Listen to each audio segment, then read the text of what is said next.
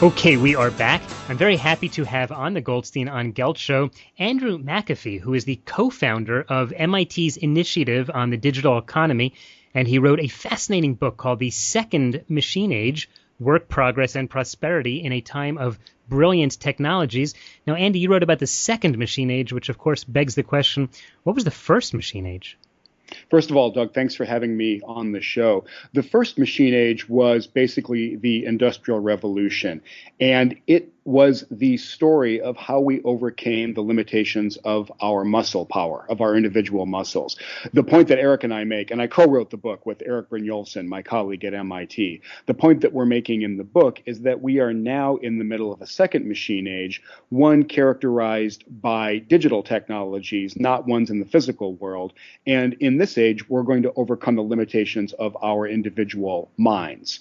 Yeah, you actually have a pretty radical view on this, which is that this is going to so drastically change the world economy that it simply won't even be recognizable in the future. So did I understand that? And how far in the future are things going to become so unrecognizable? And the reason we say that we're in for deep transformation is when you look back at the first machine age, at the Industrial Revolution, it changed human history to a surprising degree. The evidence is really clear that the first machine age really put humanity on a completely different trajectory, and one that's overall much, much better than the trajectory they were on before.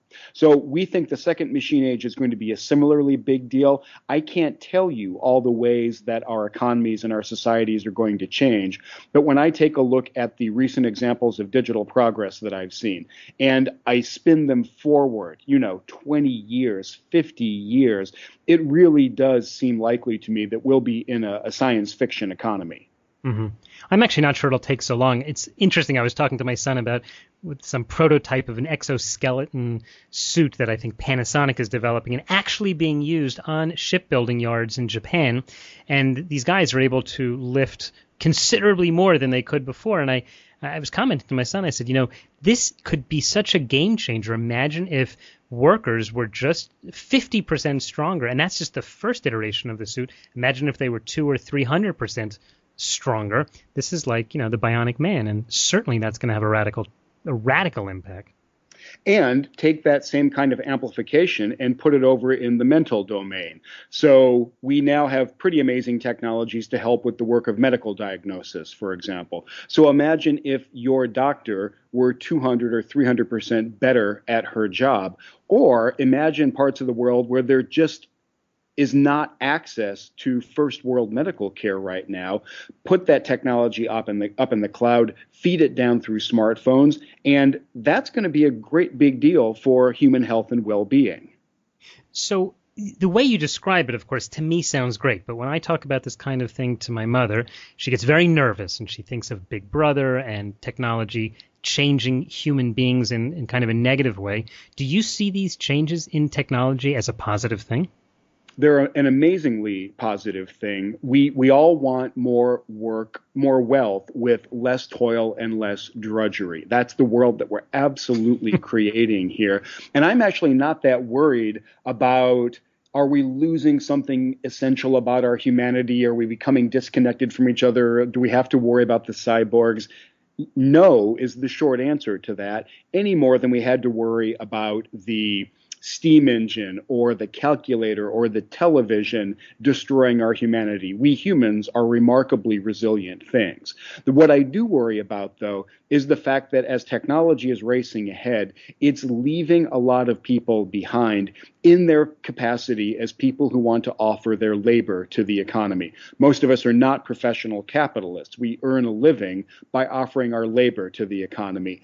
And the evidence is pretty clear that for a while now, it's been getting tougher and tougher to do that for a lot of people, especially those who don't have the skills, the education, the natural aptitude, whatever, for the elites, for the 1%. Things are looking really good and looking better all the time.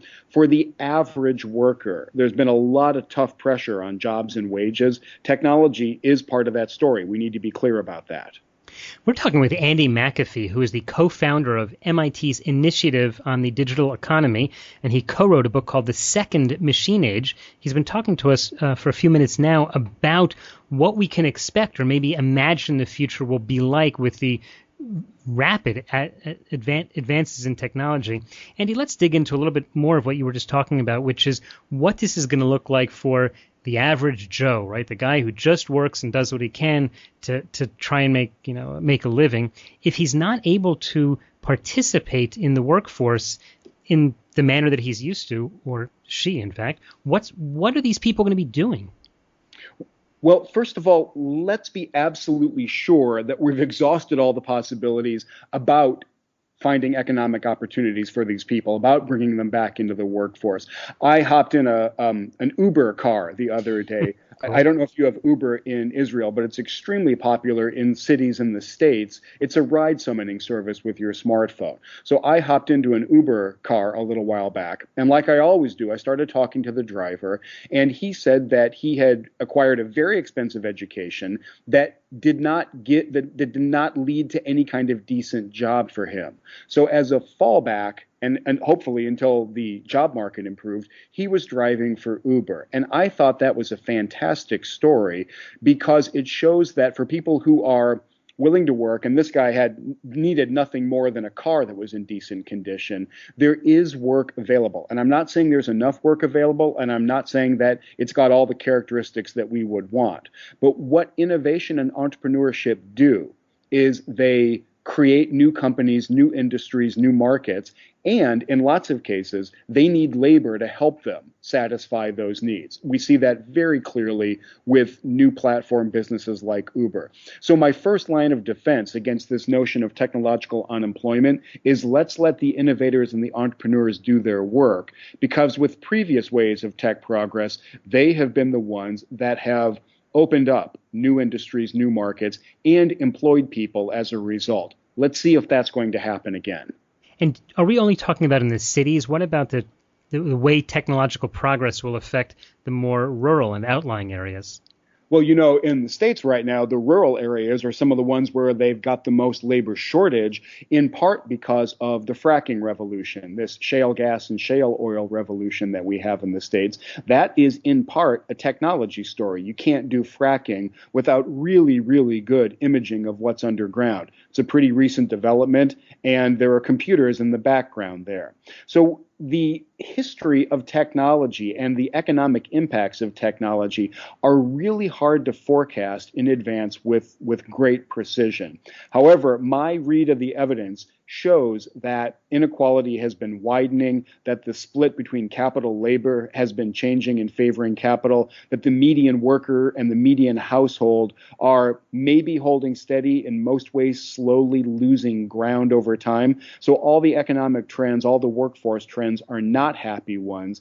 I certainly think we need to let the innovators and the entrepreneurs do their work. I am not completely confident that even if we let that happen, that's going to bring back enough economic opportunity for enough people because of this amazing technological progress that we're seeing. So maybe I'm hearing a little bit of a contradiction. You're saying that on the one hand, we have to let the entrepreneurs do their thing and let's see what happens. On the other hand, you're actually seeing facts on the ground, which is that a lot of people are, in fact, losing employment, and the hope, it's not looking so good for them.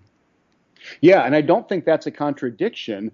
It could be that we are going through a long and painful transition for a lot of people. At the end of that transition, we'll find another happy equilibrium where there's something like full employment for people. That's happened in the past with the steam engine, with electrification. That's the pattern from history, and it's a pattern that should calm us down. I think this time actually might be different because we have machines for the very first time. We have machines that can listen to what we're saying, figure out what we want, satisfy our requests. We have machines that can beat the best human beings at televised quiz shows. We have cars that can drive themselves. All of these things are new. All of them, I believe, are going to be economically significant, and all of them eat into the bundle of stuff that we humans offer the workforce, offer an employer. So do you think that to sort of pace it out, because it's one thing to say that in the past it worked its way out, but this getting to an equilibrium could literally take decades and many, many people would be hurt. Do you advise that governments should in fact adjust labor regulations in order to protect the workers? I think the first thing we need to do, again, is let the innovators and the entrepreneurs do their work, because that is what has ridden to the rescue in previous times of great technological change. That's the first recommendation. Along with that, let's fix our educational systems so that we're not turning out the workers that we needed 50 years ago. In the States, our immigration policies do a great job of keeping some of the most ambitious and talented people out of the country. I find that ludicrous, and I think that needs to be reformed. So there's some stuff that you would find in any good Econ 101 textbook that we're not doing right now. Let's absolutely do that first. If this hunch that I have is right, and if in the medium term that's really not going to be enough as technology races ahead, then let's think about deeper interventions. We in the book, we discuss things like a negative income tax to provide incentives for people to go out and work. We talk about things like a guaranteed basic income. If the problem is that people don't have enough money because they can't offer their labor to the economy, an economist would have a pretty straightforward solution to that: give people money. Now, it's a expensive proposition in a big economy, and that's not the first thing that we should reach for. But again, if we're right and this technological progress really is taking us into a very different place, then we need to investigate very different interventions. Okay, there's certainly a lot to learn, and I'd like to encourage people to take a look at Andy McAfee's book, The Second Machine Age. Andy, in the last few seconds, just tell people, how can they follow you and your work? So I'm A McAfee on Twitter, AMCAFEE, and our initiative is the Initiative on the Digital Economy at MIT. If you type that into one of the amazing technologies of a search engine, you'll find us very quickly. All right, technology proponent Andy McAfee, thanks so much for your time.